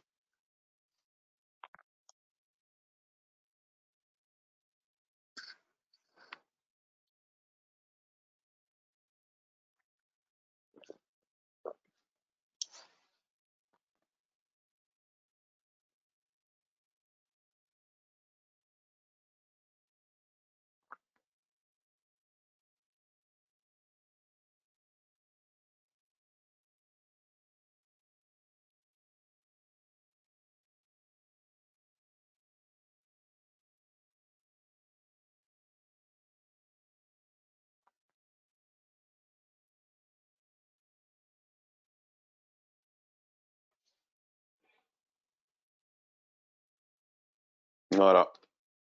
Donc ça, c'est... je vais évidemment vous montrer le résultat final, qui est... Ça, c'est la version zoomée, directement, enfin zoomée, plus concentrée sur la modèle. Alors, vous avez bien vu dans la vidéo qu'elle était complètement dans l'ombre. Donc, l'idée, c'était justement de contrebalancer ça, de l'exposer correctement avec le flash qui était placé à droite. Je suis pas le meilleur exemple, en fait. Je ne sais pas si certains ont noté que mon flash était sur un trait de pied qui n'était pas lesté, dans l'eau. Quelque chose qu'il ne faut absolument pas reproduire si vous voulez pas ruiner votre flash. Donc, lester votre matériel.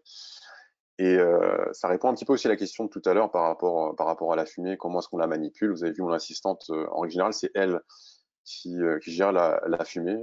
Je refuse d'avoir ma modèle toucher la bombe de fumée parce qu'il y a quelques petites étincelles, il y a parfois des couleurs qui partent un petit peu dans tous les sens. C'est pas que c'est spécialement dangereux, mais c'est pas super indiqué non plus. Et là, je vais vous montrer la compo d'origine, qui est plus large. J'aime bien les grands espaces. Voilà, avec toute la fumée. Ça donne de la texture. Vous avez du coup le soleil qui était placé, vous le voyez encore un petit peu en haut à gauche. Donc on était carrément à contre-jour. Donc encore une fois, là, lorsque vous voulez shooter à contre-jour, surtout quand le soleil est aussi haut, il va falloir un peu de puissance dans votre flash.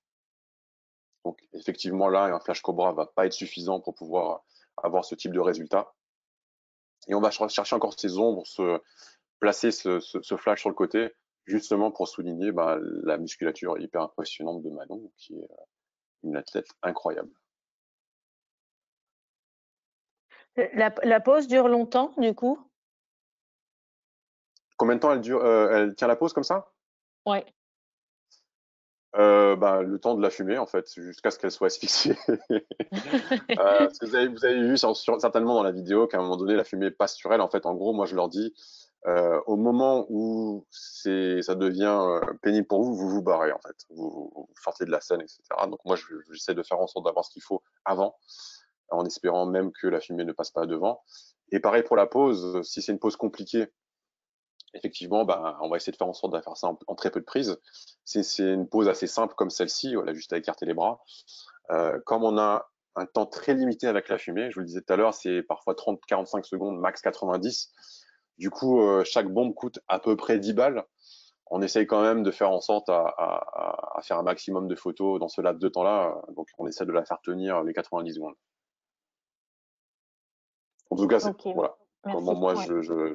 j'approche la chose, Ok. j'aborde la chose. Alors, spécifique, je me permets de t'interrompre encore une fois parce que la question porte sur cette photo spécifiquement. Est-ce que tu as un Ouais. travail de dodge and burn sur cette photo en post-prod? Alors en fait, dodge and burn, je ne sais pas si tout le monde sait ce que c'est, le dodging and burning. En gros, c'est accentuer certaines zones de la photo et à l'inverse, assombrir certaines zones de la photo. Et sur les portraits, voilà, certaines zones du visage, des muscles, faire ressortir davantage les muscles, par exemple, avec cette technique-là. Oui, j'utilise. Après, ça dépend pas forcément en quantité, parce que parfois j'arrive à avoir un résultat déjà satisfaisant grâce à la lumière, justement grâce au placement de la lumière. Mais après, c'est vrai que quand j'ai vraiment envie de mettre ça en avant, de le faire ressortir un maximum, j'utilise cette technique de dodging and burning.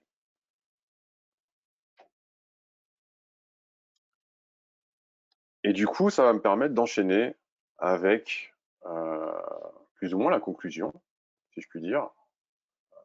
Je crois qu'on peut déjà avoir les résultats du sondage, si c'est possible. Yes.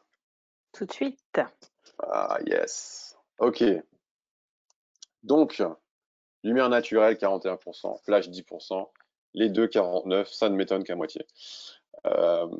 Voilà, comme je disais au tout début, c'est un sujet qui souvent, un peu partout, lorsque je lis dans des forums, même dans des vidéos YouTube, qui fait polémique parfois, alors que ça devrait pas, puisque ça reste, ce sont des outils, ce sont différentes façons de faire, et en fonction de ce que vous voulez réaliser, il y a un outil qui est adapté, tout simplement, quoi. Il n'y a pas de meilleure école, il n'y a pas de meilleure technique, pas un travail qui est mieux que l'autre. Après, c'est une question de sensibilité. Si vous voulez absolument faire des photos qui ont un look plus naturel, entre guillemets, à ce moment-là, oui, autant aller vers exclusivement la lumière naturelle.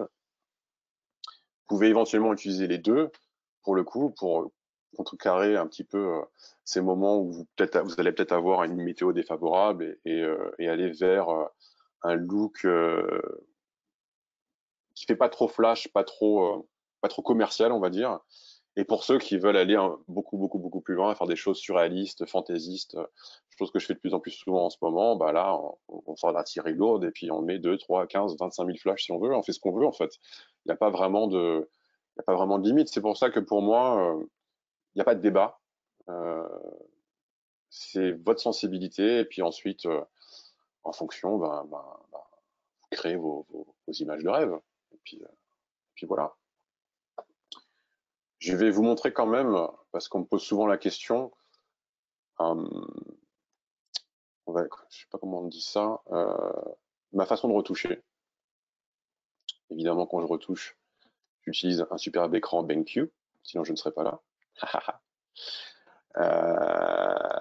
Merci. Et la première image, c'est celle que vous avez vue avec la fumée. Je vais carrément passer la vidéo, ce sera plus simple. On en parlera tout de suite après.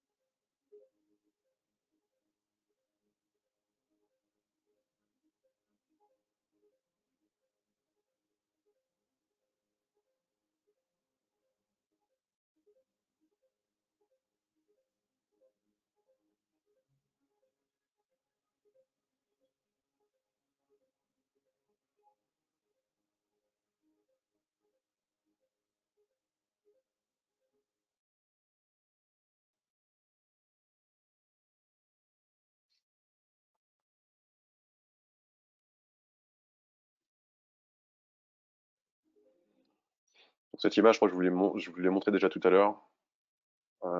Elle est là. Et ça a été très particulier à retoucher. C'est aussi pour ça que j'ai partagé cette vidéo. Parce que c'est pour montrer un petit peu l'impact que peut avoir la fumée sur votre scène. Elle a bloqué pas mal de lumière, notamment à gauche. Et elle a pollué pas mal aussi la couleur générale de la scène. Donc très, très, très teintée vers le vert. Ce qui a fait que j'ai dû un petit peu rééquilibrer en post-prod la couleur de la peau sur certaines zones, qui étaient un peu trop vert à mon goût. Même si je voulais garder cette ambiance vert, parce que c'était un peu le concept à la base, avec la nature, avec le tronc d'arbre, et avec le peu de verdure qu'on a au sol. Mais c'est très très très très compliqué parce que vous avez aucune maîtrise en fait sur cette fumée là. Et donc on parlait de tenue de pose tout à l'heure. On déclenche la fumée et puis on essaie de choper des moments. On voit de toute façon en direct la fumée comment elle se comporte avec le vent, etc. Et après, on essaye de regarder ce qu'on vient de faire et puis on se dit voilà, celle-ci elle fonctionne, celle-ci elle fonctionne pas. Puis on en fait 2, 3 jusqu'à ce qu'on ait la bonne. Ça c'est évidemment une photo qui a été réalisée sans flash. Et là, en retouche, je vais vous montrer une autre vidéo. D'ailleurs, je crois que sur ma chaîne YouTube, il y a la version entière, en moins rapide. Hop, on va revenir au début. Hop, et c'est parti.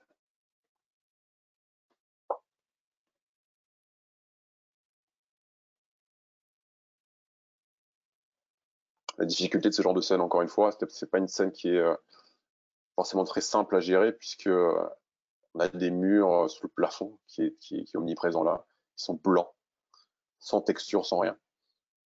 Voilà, c'est pas forcément le genre de pièce que j'affectionne. Et donc, faut trouver un moyen pour faire ressentir un petit peu le modèle. Et en règle générale, j'utilise la couleur pour ça. On a eu une photo précédemment avec un modèle dans l'eau. Est-ce que le flash permet d'éviter un flou de mouvement? Attends, dans l'eau, c'est celle de Manon avec la fumée? Alors, c'est ou celle de Manon ou une précédente peut-être avec les haltères. Je ne sais plus. Ah, avec les haltères, est-ce que le flash permet dans le flou de bouger? Alors, non, oui et non, en fait. C'est vrai que le flash, l'avantage du flash, alors j'en ai parlé au tout début. Au tout début, j'avais parlé de lumière continue, par exemple. Il y a certaines personnes qui utilisent en lumière artificielle des lumières continues. Et la grosse différence entre les lumières continues et le flash, c'est que le flash, avec la puissance de feu que vous avez avec, vous pouvez justement figer le mouvement, figer les choses qui sont enregistrées par votre capteur, ce qui n'est pas le cas de la lumière continue, parce que là, vous reposez essentiellement sur votre obturateur, en fait, la vitesse d'obturation. Du coup, ça dépend aussi des conditions dans lesquelles vous travaillez. Si vous êtes sur une scène qui est assez sombre, vous allez pouvoir, c'est-à-dire que vous avez une lumière ambiante assez faible, vous allez pouvoir figer le mouvement. En tout cas, le flash va vous aider à figer le mouvement davantage. Si votre scène, s'il y a trop de lumière en ambiant, bah, ça va se voir en fait. Surtout si tout va dépendre de encore une fois, de votre vitesse d'obturation. Si elle est trop faible, votre flash va pas vous aider plus que ça, puisqu'on va voir cette espèce d'effet de halo qui est du flou de bouger autour du modèle. Et donc, il en va de même pour toute scène s'il y a de l'eau ou pas, ou un miroir, c'est pareil, puisqu'en plus l'eau et le miroir vont refléter la lumière. Donc vous allez vous retrouver sur une scène qui va être assez éclairée. Et là, le flash va pas plus vous aider que ça pour figer le mouvement. J'espère que j'ai bien répondu à la question. Je pense. Je n'ai pas toute complainte. Sinon, si vous vous Oui, plaignez, on me c'est dit Ben oui. Cool. Et du coup, voilà.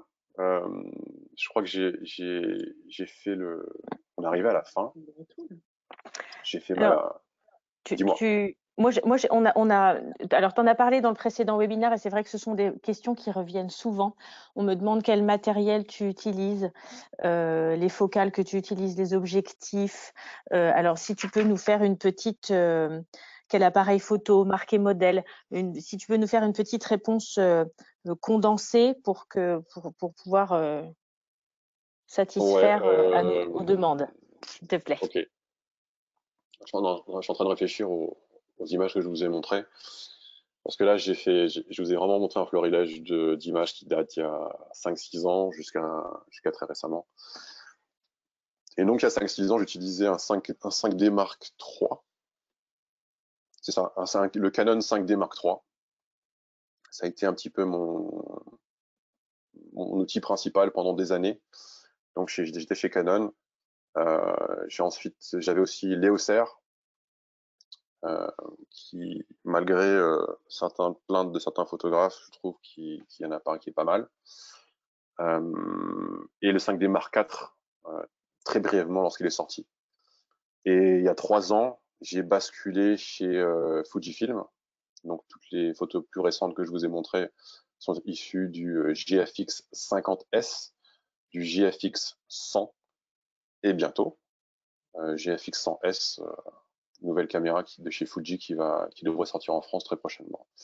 Donc on est sur du plein format au départ, et là sur un plus grand capteur encore, ce qu'on appelle le large format, qui est 1,7 fois plus gros, plus large que du plein format.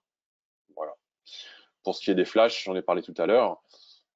Au tout début, comme je vous disais, fallait bien commencer quelque part. J'utilisais des flashs Cobra. J'avais les flashs Cobra de base de chez Canon, du coup, avec la petite télécommande qui permettait de piloter ces flashs à distance. Et petit à petit, j'ai basculé vers les flashs Broncolor, donc les versions 800 watts, puisque j'avais vraiment cette idée en tête d'utiliser la puissance de ces flashs pour pouvoir réaliser des travaux en pleine journée et justement contrecarrer parfois, combattre le soleil. Voilà dans les grandes lignes. Alors, tu parlais de combattre le soleil. Du coup, je rebondis sur une question qu'on a eue au tout début et tu as peut-être répondu. Qu'est-ce que le réflecteur argenté apporte de plus par rapport à un réflecteur noir? Alors, c'est deux choses complètement différentes, en fait. Le réflecteur noir va carrément absorber la lumière. Donc, le réflecteur noir, en gros, c'est pas vraiment un réflecteur, il va bloquer la lumière. Lorsque vous utilisez un réflecteur, c'est pour ajouter du contraste. Donc, si vous faites un portrait, je parlais de grosses fenêtres tout à l'heure, et que vous sentez qu'il n'y a pas assez de contraste sur le visage ou que les ombres ne sont pas assez prononcées, bah, vous allez prendre votre réflecteur noir, ça peut être un drap noir, assez opaque, n'importe quoi qui est noir, et vous allez l'approcher de votre modèle jusqu'à ce que vous ayez un petit peu la profondeur des ombres que vous souhaitez avoir. L'argenté, lui, c'est le réflecteur, j'ai envie de dire, le plus puissant, si je devais le comparer plutôt au réflecteur blanc. Il est beaucoup plus puissant et donnera une lumière beaucoup plus contrastée, justement, avec plus de brillance. Donc ça dépend de l'effet que vous voulez avoir. Donc lorsque vous allez utiliser la partie argentée, c'est pour ajouter vraiment utiliser un maximum le soleil ou votre flash, le faire rebondir dessus et puis vraiment avoir un maximum de lumière en retour.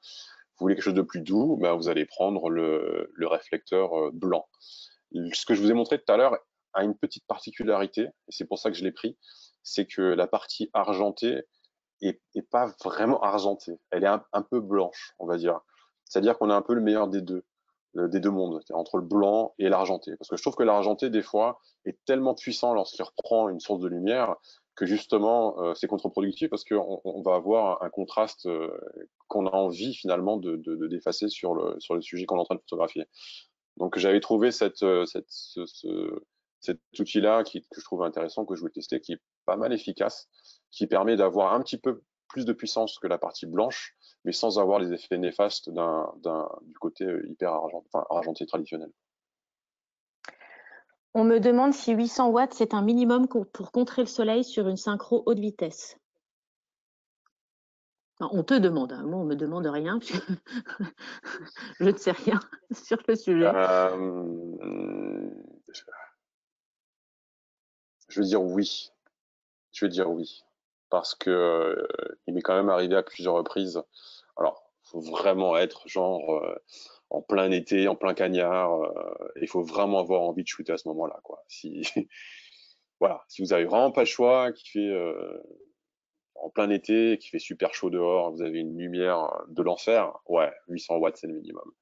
Si vous n'avez pas ces conditions-là, 600 watts ça peut suffire en fait. Je crois qu'il y a d'autres marques qui proposent des flashs à 600 watts. Si je dis pas de bêtises, je crois que Godox en propose un. Et il me semble qu'à pleine puissance, on peut déjà faire énormément de choses, notamment contrebalancer cette puissance, combattre le soleil. Bah, du coup, on te demandait ton avis sur un Godox AD400-600 sur batterie. Alors, mon avis, très rapidement, parce qu'il y a beaucoup de choses à dire, c'est que vous n'aurez pas cette consistance, cette qualité de lumière que vous pouvez avoir avec Broncolor. Alors, au départ, je me disais, oui, c'est du marketing, c'est voilà, c'est du marketing et donc on peut facilement faire avec. Et finalement, non, parce que j'ai déjà eu d'autres marques entre les mains. Alors, j'ai pas shooté avec assez longtemps pour pouvoir affirmer complètement ce que je dis, donc ça n'engage que moi. Mais il me semblait avoir eu quelques inconsistances en termes de qualité de lumière et notamment des changements de température de couleur. Et ça peut être un peu pénible en fait en post-prod, c'est-à-dire que on parlait de balance des blancs tout à l'heure, ben, ça peut carrément complètement changer la couleur de votre photo. Il va falloir corriger ça en post-prod. Donc, j'espère que vous shootez en RAW et pas en JPEG, parce que du coup, vous aurez la possibilité de rattraper ça en post-prod. Maintenant, en termes de budget, si on doit prendre en considération le prix d'un Godox AD600 Pro, des différentes options et les capacités de cet outil, je pense que c'est quand même un bon investissement si on n'a pas le budget d'aller jusqu'au Broncolor.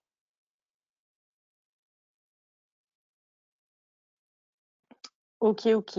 Alors, j'ai une question qu'on nous a posée au début. Que t'apporte un trépied? Oui, pour ma caméra, j'imagine. Comme pas de trépied, ben, lorsque j'en ai parlé rapidement tout à l'heure sur la photo avec la fontaine, c'est déjà pour pas perdre de temps pour refaire ma compo. C'est-à-dire que j'ai ma compo, elle est fixée. Je sais que je veux ma fontaine là. Je sais que je veux mes bâtiments là.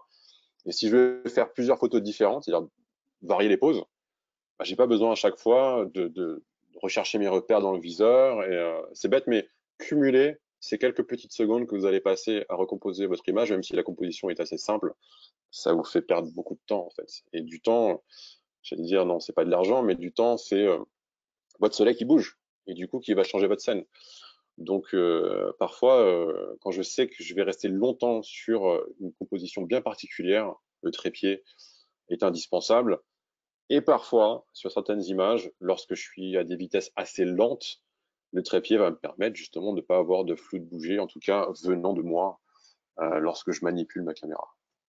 Même si aujourd'hui beaucoup d'appareils ont l'IBIS, des stabilisateurs et tout ce genre de gadgets qui permettent de faire beaucoup de choses à main levée. On demande aussi, c'est quoi ta boîte à lumière préférée en extérieur et en intérieur? Alors plus elle est grande, mieux c'est, puisque ça va vous permettre vraiment comment dire, de couvrir votre, j'allais dire enrobé, mais ça va me faire penser à du chocolat, mais d'envelopper, voilà, super, d'envelopper votre modèle et d'avoir cette douceur de lumière, une lumière moins dure en fait. Plus la source est petite, plus elle va être dure. Donc moi, mes préférés, en tout cas avec le bon color, c'est le 120 cm x 90, si je dis pas de bêtises. J'ai aussi un 120 cm parabolique. Et à une époque, c'était le para 88, mais je le trouvais trop petit justement. Et donc on va dire ma boîte à lumière, en tout cas mon modificateur de lumière de rêve serait le para 177. Mais quand j'ai vu le prix au catalogue, je me suis dit on va attendre un peu avant de s'en offrir. Tu conseilles un matériel particulier pour démarrer un shooting studio et extérieur au niveau flash? Pour démarrer, tout à l'heure on parlait de Flash Cobra. Ça on peut très bien démarrer avec les Flash Cobra. C'est quelque chose qui, certes, en termes de puissance, est assez limité, mais avec, si vous avez, je reviens chez Canon en fait. Alors même si les produits Canon ne sont pas forcément donnés, il y a des produits qui sont des marques concurrentes qui proposent des flashs compatibles, des flash Cobra compatibles avec télécommande, etc.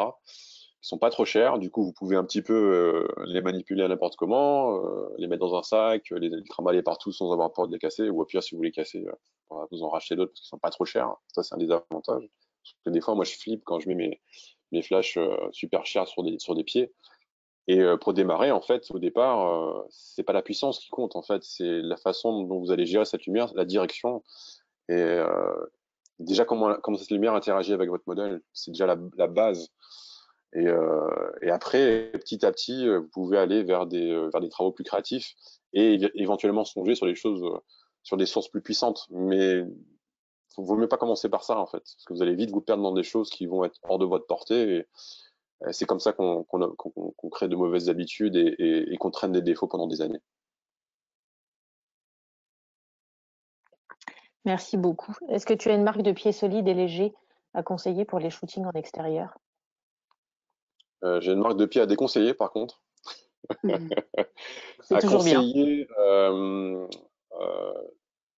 je les aime pas trop parce qu'ils sont lourds, mais en fonction de ce que vous mettez dessus. Maintenant, avant, je m'en fichais un peu, aujourd'hui un peu moins parce que j'ai cassé quelques flashs avec les années. C'est les C-stand. Euh, ouais, je sais pas à quoi ça ressemble, j'en ai pas à disposition. Mais voilà, C-STAND, vous tapez ça dans Google et vous allez trouver. C'est vraiment les trucs de base que vous trouvez dans tous les studios. Ils sont hyper robustes, ils sont en aluminium, ils sont un peu lourds, mais l'avantage justement, c'est que ce poids et cette robustesse vous permet d'être assez confiant lorsque vous mettez votre matériel dessus. Et ça, c'est très important, surtout quand vous mettez des flashs assez onéreux. Évidemment, lesté avec des poids. Aujourd'hui, j'utilise des sacs avec soit du sable, soit des cailloux pour lester mes flashs. Parce qu'il faut éviter la prise au vent et ça peut arriver assez très très rapidement avec justement vous mettez une boîte à lumière, prise au vent, tout tombe et là vous pleurez. Euh, Sinon j'ai deux pieds de flash qui sont de chez Manfrotto. Euh, Aïe aïe, je ne me souviens plus je ne me souviens plus du nom de dénomination en fait de ces pieds. C'est des pieds noirs qui sont assez pratiques parce qu'ils peuvent s'emboîter les uns les autres. Du coup, en termes de rangement, on peut vraiment tous les coller les uns aux autres, les mettre dans une housse pour les ranger. Et par contre, ils sont très légers. Par contre, ces flashs, attention, ces pieds-là, c'est ceux avec lesquels je mettrai le moins de poids possible dessus. Donc, si vous avez des flashs Cobra ou des flashs un peu plus légers, aucun souci. Par contre, dès que vous vous rapprochez de flashs aussi lourds que ceux que je possède actuellement, soit il faut quelqu'un pour tenir le pied, soit il faut les lester avec quelque chose de super costaud pour pas avoir d'accident en fait. La sécurité avant tout. Mais je suis désolé, j'ai pas le nom de, je crois que c'est 105 BAC ou un truc comme ça. Je sais pas si j'ai la possibilité de vérifier ça. Au pire, je sais pas si je peux envoyer l'information après coup. Si, tout à fait. Alors, c'est pareil, comme il est 19h40, il y a quelques questions auxquelles on n'a pas répondu, mais voilà, après, à toi de nous dire si tu es encore dispo quelques minutes pour Allons-y, des questions, mais sinon, on répondra au reste. On a bien tout noté avec Marie-Louise et puis on répondra au reste par mail. Les flashs sont forcément compatibles HSS où la synchro flash est utilisée.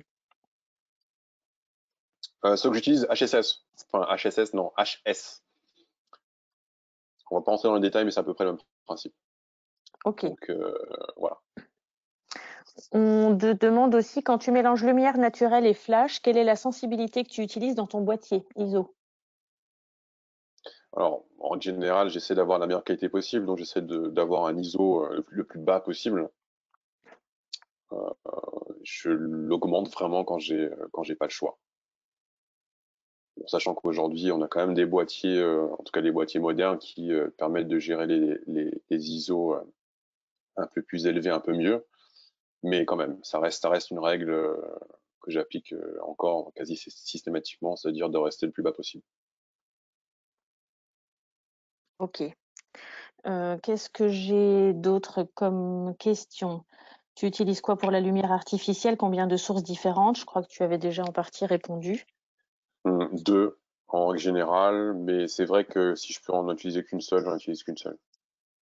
Ok. Quel objectif habituellement? Je crois que tu as Ah oui, répondu aussi. j'ai pas répondu aux objectifs.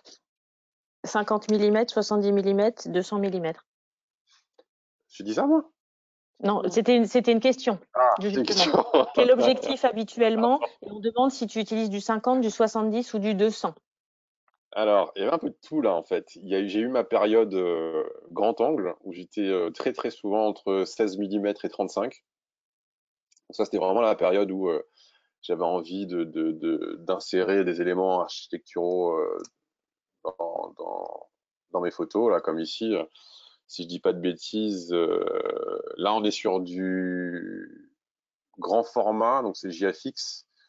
Donc c'est, je pense, du 30 mm, donc l'équivalent à du 24 mm en plein format. Euh, et aujourd'hui, en fonction de, ça dépend de beaucoup de choses en fait. À quel point j'ai envie d'inclure l'environnement qu'il y a autour. Donc, si j'ai envie d'avoir davantage d'éléments autour de moi dans ma photo, je vais effectivement utiliser un grand angle. Sinon, je vais basculer sur du 50 mm en plein format. Ou un de mes objectifs préférés chez Fujifilm en grand format, c'est le 110 mm f2, qui en plein format est un équivalent, si je ne dis pas de bêtises, de 90 mm. Donc en plein format, on va dire qu'on se rapproche un peu du 85 mm. Voilà, en gros, c'est un petit peu mes focales préférées actuellement, surtout pour le portrait. Et sinon, en grand angle, aujourd'hui, je vais moins dans les extrêmes et je reste plutôt aux alentours de 24 et de 35, 24 mm ou 35 mm, plein format. Ok, merci. Bon, je crois que j'ai fait le tour des questions. Je ne vois plus rien. Si toutefois on a fait un oubli, on reviendra vers vous. Donc, je pense qu'on va conclure. Ça te va, Aïs? Écoute, moi, ça me va, très bien. Ok. Donc, un grand merci à tous déjà d'avoir participé. Vous allez recevoir demain un petit mail avec l'enregistrement du webinaire d'aujourd'hui. Vous aurez accès aussi à toutes les infos concernant Aïs, ses réseaux sociaux, son site internet, etc. Surtout, n'hésitez pas, si vous avez des questions qui vous viennent après coup, à nous contacter. On est là pour ça, on transmet à Ace sans souci et je pense qu'il se fera un plaisir de vous répondre. Parfois, après coup, voilà, on pense à des choses, on a des questions à poser, on a besoin d'un conseil, etc. Donc surtout, n'hésitez pas. Alors, là, on nous pose des petites questions sur les écrans. Choisir un bon écran BenQ quand on débute une activité pro. Alors, je ne sais pas, toi, par expérience, Aïs, est-ce que tu peux dire quelques mots sur les écrans? Alors, certes, tu utilises du BenQ, mais tu n'as peut-être pas toujours. Enfin, voilà, tu as peut-être une recommandation à faire sur un format, sur ce que tu as, est-ce que tu utilises aujourd'hui, tu peux le conseiller à quelqu'un qui débute son activité.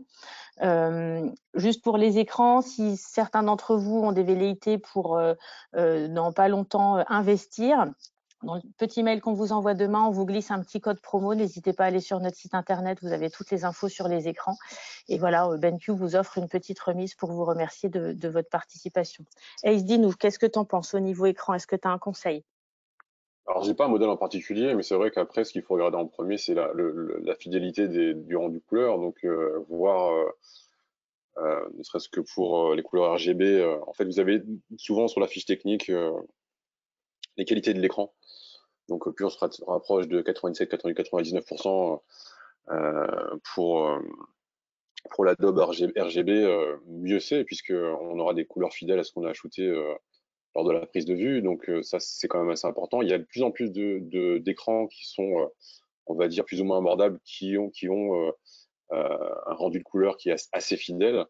Après, encore une fois, je crois que je l'ai dit la dernière fois, ça dépend de l'objectif de votre investissement, en fait. Est-ce que c'est juste par passion, juste pour un partage en ligne, ou si à un moment donné, il y a une professionnalisation qui est envisagée? Parce que ça reste un investissement, et s'il y a une professionnalisation, par exemple, et ben peut-être déjà considérer un écran plus performant et voilà, un peu plus cher du coup, mais du coup qui vous durera un peu plus longtemps dans le temps, puisque ça va être un de vos outils principaux pour la retouche. Moi, je sais que c'est un regret, c'est un choix que j'ai fait très tardivement, c'est-à-dire de me dire qu'à n'importe quel écran, je pouvais me débrouiller avec un écran bas de gamme, et de toute façon, je m'embêterai pas en post-prod, je trouverai toujours les bonnes couleurs pour faire en sorte que ça rentre bien. Et en fait, non, il y a des choses qu'on voit pas au final. Ce qui fait qu'on se retrouve après coup, après des années, à regarder ces anciens travaux, et, ben, on se rend compte qu'on a fait plein de bêtises en fait. Il y a des images qui vont tirer vers le vert, vers le magenta, et c'était pas forcément l'idée d'origine. Et où on va complètement écraser nos détails dans les ombres ou dans les hautes lumières, et des choses qu'on aurait vues avec un écran beaucoup plus performant. Donc tout dépend de ça.